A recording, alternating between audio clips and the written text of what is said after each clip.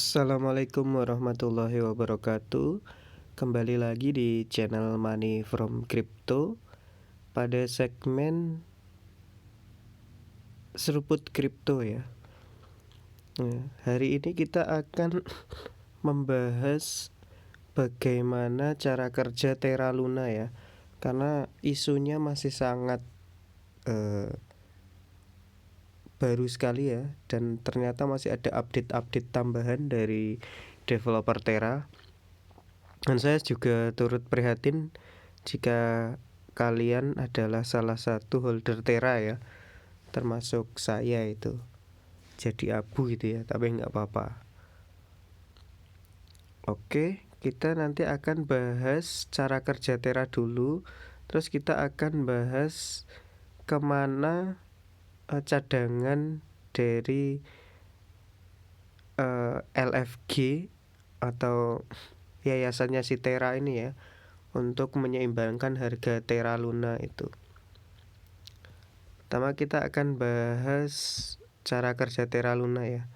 Ini kita bahasnya melalui aplikasi Money from Crypto ya, yang bisa kalian download di Play Store. Nah, cara kerja Terra Luna atau koin besutan Dukwon. Jadi bagaimana sebetulnya cara kerja Terra Luna ya. Nah, mudahnya kita lihat ya, pada gambar yang pertama ini, paling atas ini adalah 1 tera dolar AS atau UST. Jadi kalau 1 tera dolar AS nanti kita sebutnya UST ya. Nah, ini adalah mata uang yang dibangun di atas blockchain-nya si Terra. Nah, harga 1 UST itu akan ditentukan oleh berapa banyak orang yang menginginkan, yang gambar pertama ini ya, dan gambar kedua, dan berapa banyak UST yang tersedia di gambar ketiga itu. Oke ya, jadi harga 1 UST itu ditentukan berapa banyak orang yang menginginkannya dan berapa banyak UST yang tersedia. Selanjutnya kita lihat nih, mari kita bayangkan bahwa seluruh ekonomi Terra itu sebagai sebuah kolam di gambar yang pertama ya. Nah, ukuran kolam itu ditentukan oleh total pasokan UST. Jadi volumenya ini merupakan market cap-nya si Terra itu ya, atau UST itu ya. Nah, kita akan lihat di bawahnya, jika lebih banyak orang ingin UST atau ingin membeli UST ya, maka volume air itu akan naik di atas 1 dolar tadi. Nih ya, kalian bisa lihat di gambar pertama, yang gambar kecil itu, terus ada angkanya 1 dolar, itu adalah batasnya pack-nya Terra ya, dengan US dollar 1 dolar itu. Kalau banyak orang yang beli, berarti kolamnya ini meluber ini. Ada tambahan banyak UST yang masuk. Jadi dia akan lebih dari 1 dolar. Dan di gambar kedua, kalau banyak orang yang menjual UST-nya atau permintaan UST sedikit, maka dia akan berada di bawah 1 dolar seperti gambar kedua ini ya. Nah, ini yang terjadi sekarang ya, ketika si Terra itu collapse. Orang-orang yang menstakingkan uangnya di liquidity pool-nya si Terra ini pada diambili. Jadi dia berada di bawah 1 dolar. Oke. Nah, kita bisa lihat di sini ketinggian kolam ini di gambar kedua ini ya. Nah, gambar ini, kepencet. Nah, ketinggian kolam ini mewakili nilai masing-masing UST ya, seperti yang kita lihat di atasnya tadi.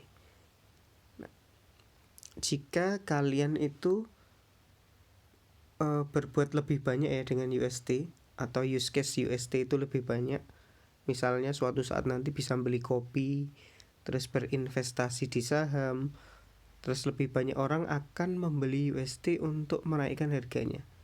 Nih, kebutuhan UST akan naik. Ini misal ya, misal suatu saat use case-nya bisa untuk beli kopi, beli saham, dan lain-lain. Kayak uang yang sekarang lah, uang fiat itulah, atau uang rupiah atau dolar. Nanti dia akan lebih dari $1. Nah, terus apa yang terjadi jika lebih dari $1? Nah, yang terjadi adalah untuk mengembalikan permukaan air menjadi $1, kita dapat memperluas kolam. Nah ini ya, tadi kubiknya ada 9, kita tambah lagi 3 jadi 12. Ini misalnya maaf.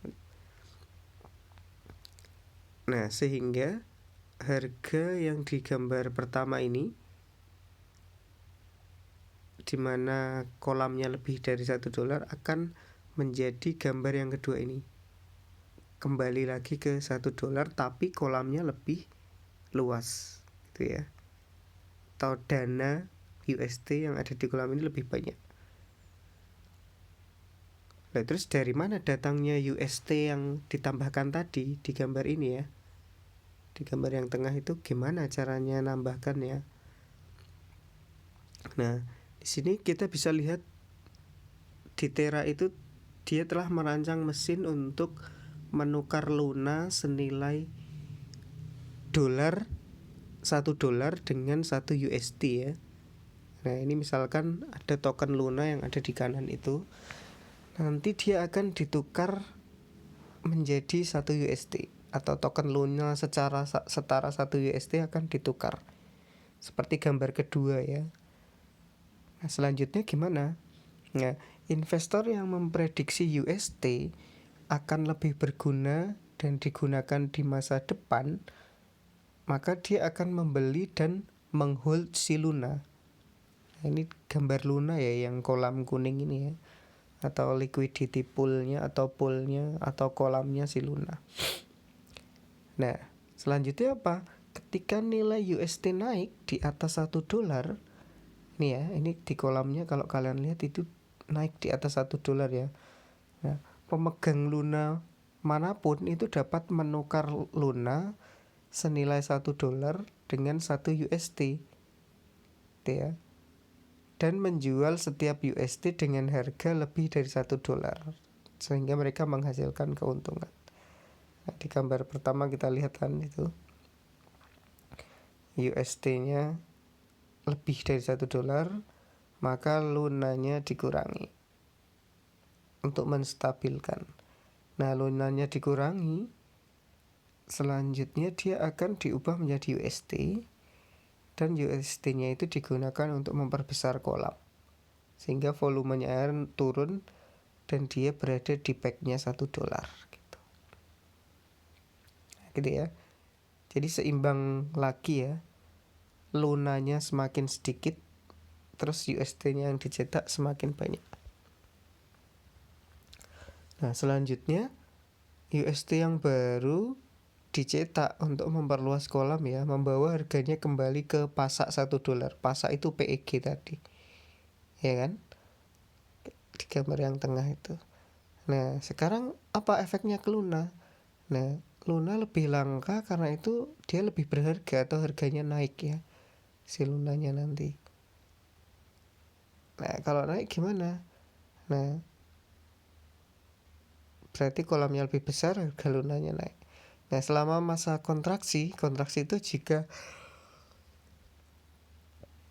PEG-nya si Luna tadi kurang dari $1 ya, nah, si holder tadi tetap memperoleh keuntungan dengan menukar UST tadi dengan Luna, sehingga menaikkan harga 1 UST kembali ke $1.